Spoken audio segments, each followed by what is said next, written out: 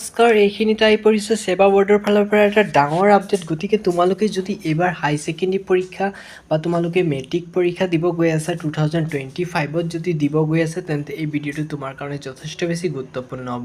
কাৰণ তোমালোকৰ গম পোৱা চাগে 25ত এক্সামটো হ'ব, আগৰ মানে তোমাৰ ফেব্ৰুৱাৰী বা মাৰ্চৰ ভিতৰত এক্সামটো হ'ব। গতিকে তোমালোকে প্ৰিপাৰেশ্যন লেভেলটো বহুত হাই কৰিব লাগিব বন্ধুনীসকল। তোমালোকক মই জনাই দিব বিচাৰিছোঁ সেৱা বৰ্ডৰ ফালে এটা আপডেট আহিছে আৰু এইটো সেৱা বৰ্ডৰ অফিচিয়েলি ৱেবছাইটত আছোঁ, তোমালোকে চাব পাৰিছা। মই অলপ স্ক্ৰল কৰি পেলাই ধুনীয়াকৈ তোমালোকৰ এইটো ডাউনলোড কৰি পেলাই দেখাব বিচাৰিছোঁ। যদি আপোনাৰ চিনাকি কোনোবা আছে এইবাৰ হাই ছেকেণ্ডেৰী বা মেট্ৰিক পৰীক্ষা দিব, তেন্তে তেওঁলোকলৈ এই ভিডিঅ'টো শ্বেয়াৰ কৰি দিয়ক, যাতে তেওঁলোকৰ সুবিধা হয় আৰু কোনো ধৰণৰ অসুবিধা মানে সন্মুখীন হ'ব লগা নহয়। অলপ স্ক্ৰল কৰিছোঁ, এইটো চাব পাৰিছা। Notice regarding change examination pattern 2024-25, এইটোত মই ক্লিক কৰি দেখাই দিব বিচাৰিছোঁ। অলমষ্ট ন'টিছটো বহুত দিন আগতে পাব্লিছ পাই গৈছে, কিন্তু এইবাৰ পেটাৰ্ণটো কেনেকুৱা থাকিব বহুতে মানে অসুবিধা হৈছিলে বুজাৰ ক্ষেত্ৰত, সেইকাৰণে কৈ দিছোঁ।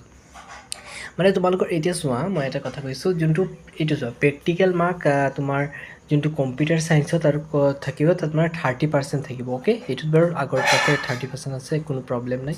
তো এইবাৰ চাবলগীয়া কথা মানে তোমাৰ চোৱা, তুমি যদি মানে MCQ তোমালোকৰ দুটা হয়, ছাপ'জ এটা MCQ থাকে আৰু এটা তোমালোকৰ থাকে কুৱেশ্যন, যোনটো এনচাৰবোৰ লিখা সেইবোৰ, তাত মানে টোটেল দুটা মিলাই পেলাই তোমালোকৰ ফাইনেল ৰিজাল্টটো প্ৰকাশ কৰা হয়। অলমষ্ট গম পোৱা চাগে।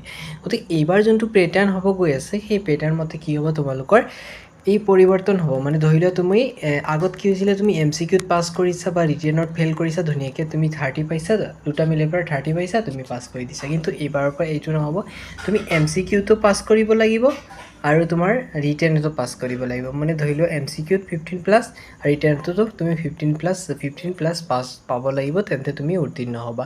গতিকে কথাটো গম পালে, আকৌ এবাৰ জনাই দিছোঁ। যদি তুমি মানে ছাবজেক্টটোত MCQটো পাছ কৰিব লাগিব তোমাৰ আৰু ৰিটেনতো পাছ কৰিব লাগিব। সেইকাৰণে তোমালোকে চাবা MCQ লেভেলবোৰ এইবাৰ গণিতৰ পেপাৰটো চাইছা চাগে, অকণ টাফ আহিছে। গতিকে ভয় নাখাবা যে টাফ আহিছে বুলি, কিন্তু ইয়াৰ টাফ হোৱাৰ মেইন ৰিজনটো হৈছে মানে বুকৰ পেটাৰ্ণ ৱাইজ যি আছে। তোমালোকে একদম ভয় নাখাবা, মানে অলপ ভালকৈ চাবা বস্তুবোৰ আৰু ভালকৈ চালে হৈ যাব, ইমান টাফ নাই। যদি বুকটো ডিটেইলছ সহকাৰে পঢ়া 100% পাছ কৰিবাই। আৰু MCQত 5 মাৰ্ক মাত্ৰ 13 দিছে। তোমালোকে 13 কি নাপাবা নেকি? ইমান ভালকৈ পঢ়িলে নিশ্চয় পাবা।